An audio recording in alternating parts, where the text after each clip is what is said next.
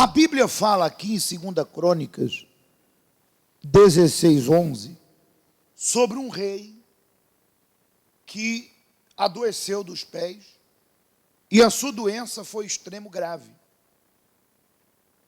E ele morreu porque a Bíblia diz que ele não recorreu a Deus. Mas esse mesmo rei, chamado Asa, ele viveu um período da vida dele em que a fé dele estava em alta. Ele estava, podemos assim dizer, vivendo a fé ativa. Mas com o tempo, ele acabou se acomodando na sua fé. Ou seja, ele foi responsável em arrancar de Israel toda idolatria no período que ele reinou. Ele tirou toda a idolatria de Israel, ele reabriu o templo que estava fechado, restabeleceu os cultos a Deus, as ofertas a Deus. A Bíblia diz que ele levou todo o povo a um concerto, uma aliança com Deus. Ele foi o responsável por uma reconciliação, podemos assim dizer, em toda a nação. Ele levou toda a nação a uma reconciliação. A Bíblia diz que todo o povo, de todo o coração e com todas as forças, fizeram aliança com Deus.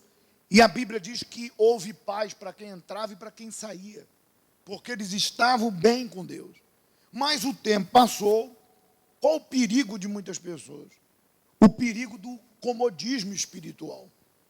O perigo da pessoa, ela deixar a fé esfriar. Porque entenda, hoje eu estou firme, mas amanhã eu tenho que me manter firme. E depois de amanhã eu tenho que me manter. E a única maneira de eu me manter firme é eu estar ligado a Jesus. Ele não disse, eu sou a videira e vós os ramos. Todo ramo que estando em mim, eu estando nele, esse dá frutos, muito fruto. Porque sem mim, nada podereis fazer.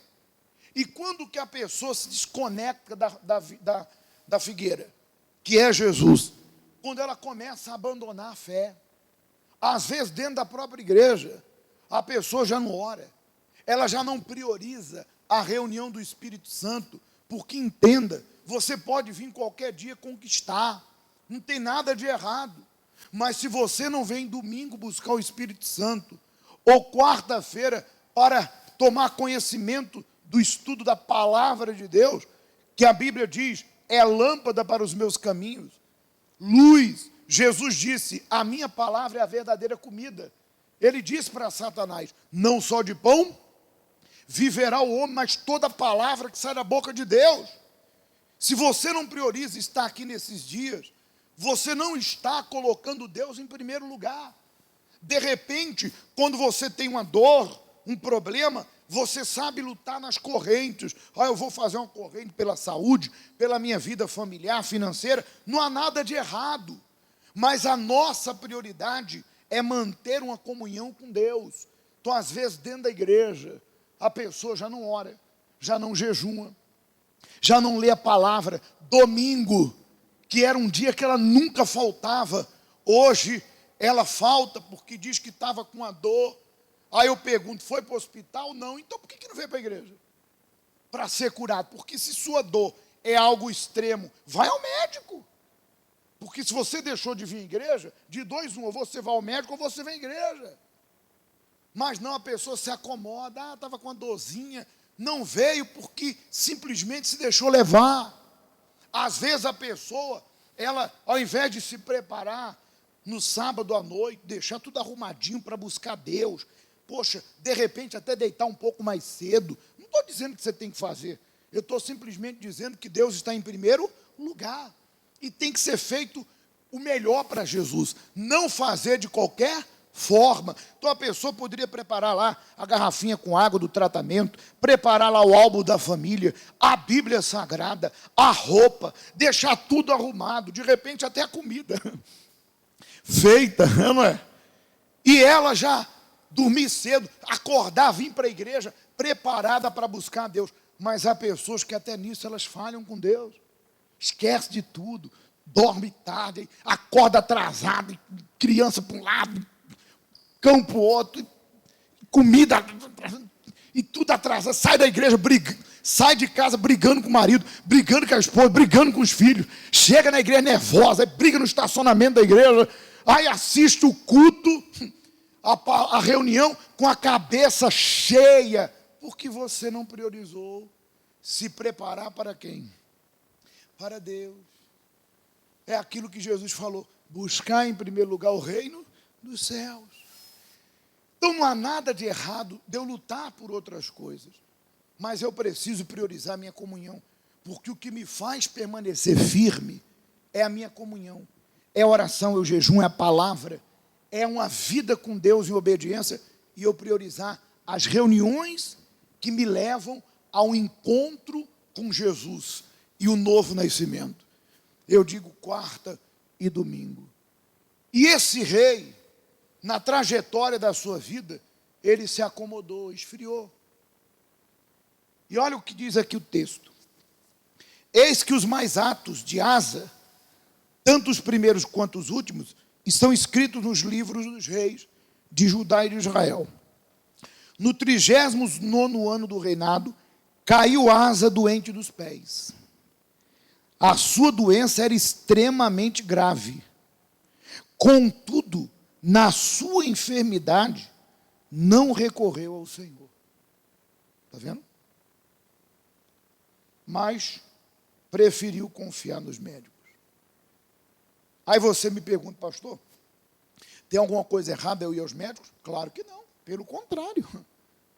Deus usa os médicos, ou não? Porque se você vai fazer aquela cirurgia e vai resolver o problema, Deus vai usar a mão do médico. Se você vai tomar aquele medicamento ou fazer aquele tratamento e vai resolver, Deus vai usar aquele tratamento ou aquele medicamento, porque Deus usa, gente. Nós não somos fanáticos.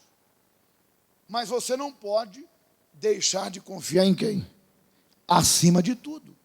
E qual foi o erro dele? Ele estava tão distante de Deus, ele estava tão apagado na sua fé, que ele não se importou de buscar em Deus a cura.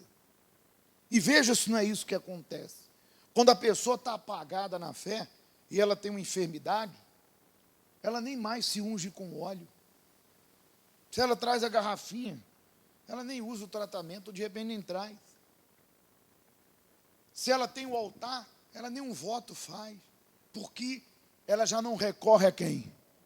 Ela já não recorre a Deus, porque está apagada espiritualmente. A fé apagou. E a Bíblia é clara. Deus deixa claro que ele só morreu da doença porque não recorreu a Deus. Lembra o outro rei Ezequias, que clamou a Deus? Recorreu a Deus. E Deus falou, volta lá, que fala para ele que eu vou curar ele. Está vendo? Esse negócio que, como é que está a tua vida? Está do jeito que Deus quer. Negativo, está do jeito que eu quero. Porque o dia que eu quero que mude, eu vou a Deus, ele vai mudar. Isso aí, essa maneira de falar, está do jeito que Deus quer. É uma maneira, como é que eu posso falar? Um pouco rebelde, né? Como se Deus fosse o que toma a decisão por ela. Outro dia eu ouvi o rapaz falando assim, tem coisa que você não escolhe. Tu escolhe a mãe que você vai ter?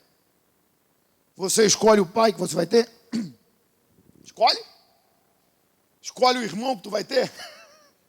Tem coisas que nós não escolhemos, mas há coisa que tu pode escolher. Tu escolhe o marido? Escolhe.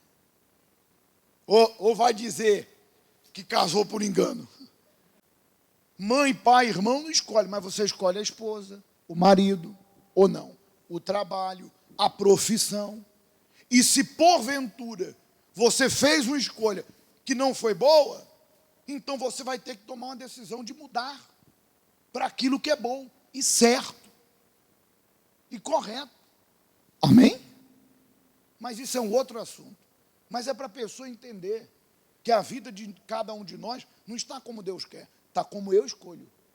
Se você recorrer a Deus, sempre colocar Ele em primeiro lugar, não abrir mão da tua comunhão, pode vir o que vier, doença, tribulação, tu vai vencer tudo.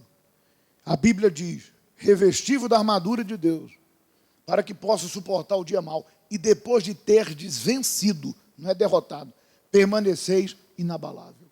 Tu vai vencer tudo o que vier, em nome de Jesus.